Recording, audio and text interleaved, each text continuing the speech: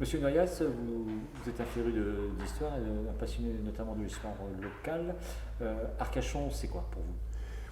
Eh bien, Arcachon, c'est un endroit bien sûr merveilleux, mais qui en plus tire toute son histoire de temps relativement anciens, puisque cette année, nous fêtons, en 2019, la venue en 1519, ici, d'un moine franciscain, Thomas Illyricus, qui, un jour de tempête, a découvert sur la plage d'Arcachon une statue qu'il a décrétée miraculeuse.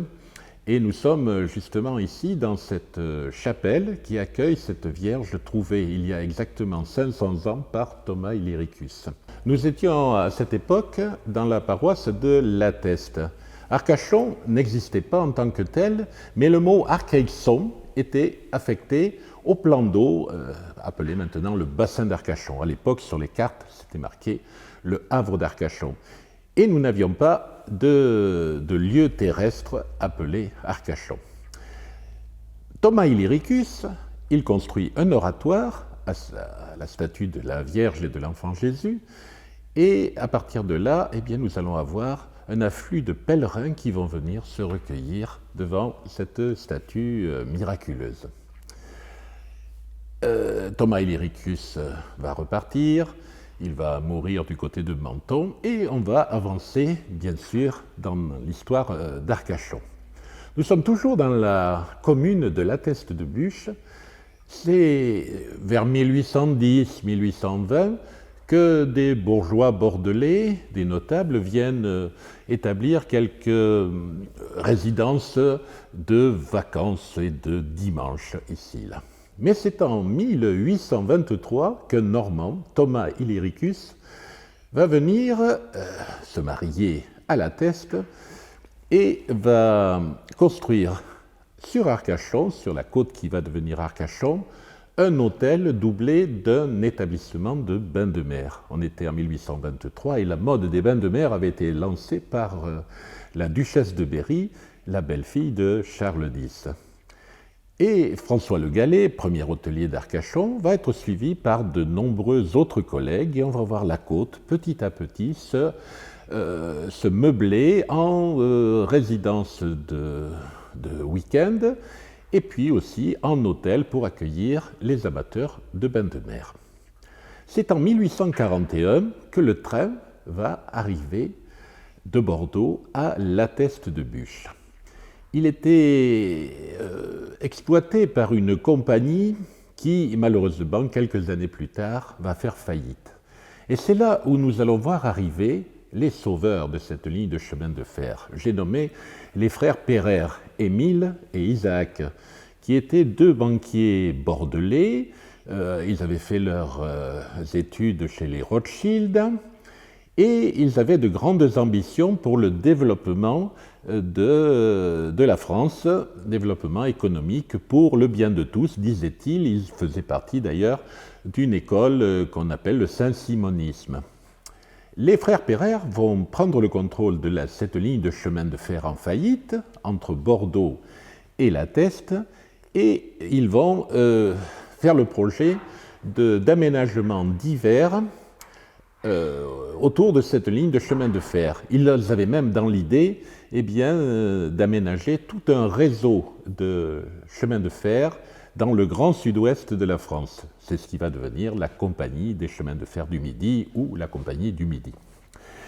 En 1857, les frères Pereire prolongent la ligne de Lateste jusqu'à Arcachon et en 1857, cette même année, Arcachon va naître d'un décret de Napoléon III, le 2 mai 1857.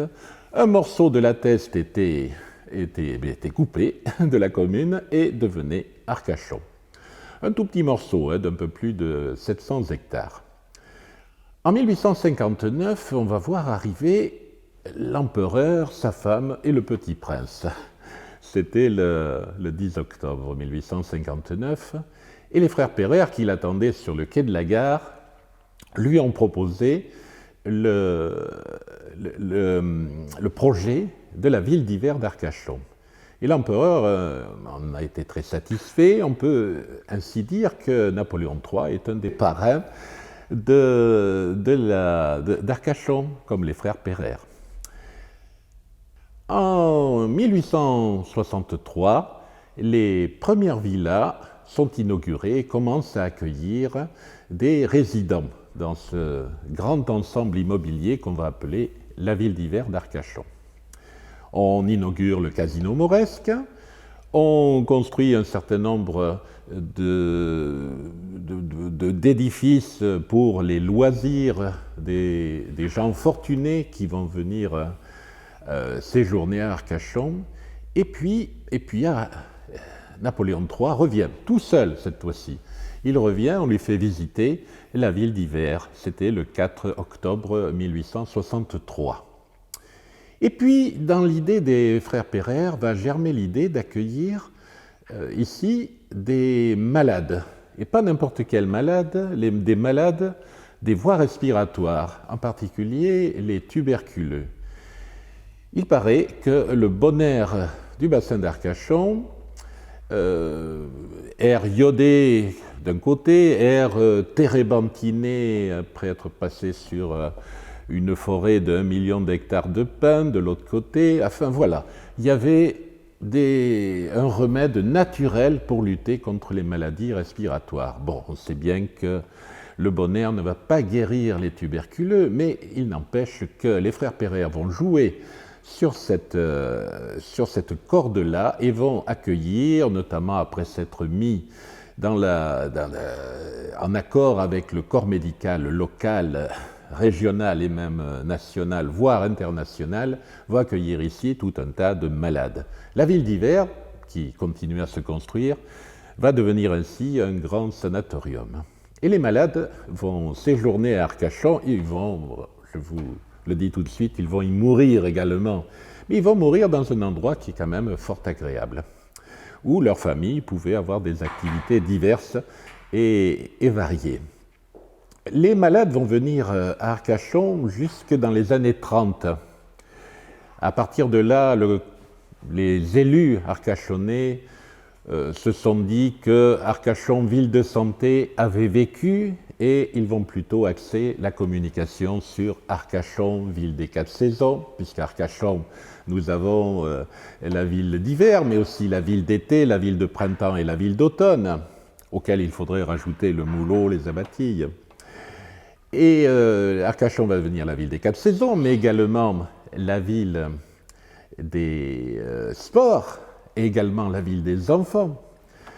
Voilà, toujours est-il que Arcachon va partir sur d'autres bases à la conquête des touristes français de tous les pays. Je vous ai parlé tout à l'heure du quartier des Abatilles. C'est en 1923 qu'un Breton, cette fois-ci Louis Lemarié, en faisant des recherches sur les hydrocarbures, eh bien, va nous trouver une source d'eau minérale qui est toujours en service actuellement. L'eau est vendue sous le nom de Sainte-Anne des Abatilles.